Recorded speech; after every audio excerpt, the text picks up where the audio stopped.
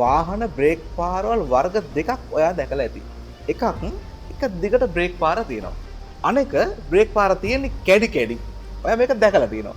එක දිගට බ්‍රේක් පාරක් තියෙනවා කියන්නේ වාහනේ බ්‍රේක් කරාට පස්සේ එක දිගටම ලිස්සගෙන ගිහින්. හරිද?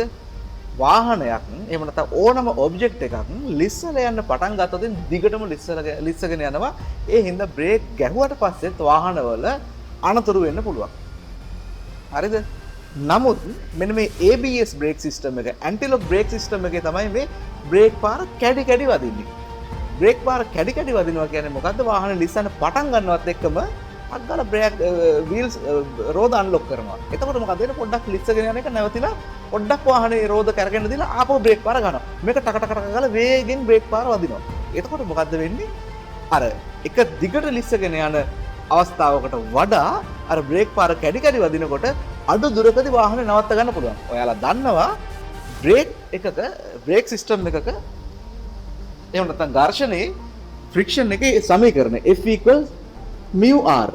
එතකොට ඔය ලිස්සගෙන යද්දී මෙන්න මේ F තියෙනව නේද? මේ ඩයිනමික් ෆ්‍රික්ෂන් එක ටිකක් අඩුයි අර ලිමිටින් ෆ්‍රික්ෂන් එකට වඩා. ඒ හින්දා තමයි ලිස්සගෙන යන පටන් ගත්තොත් ඔය ලිස්සගෙන යන්නේ.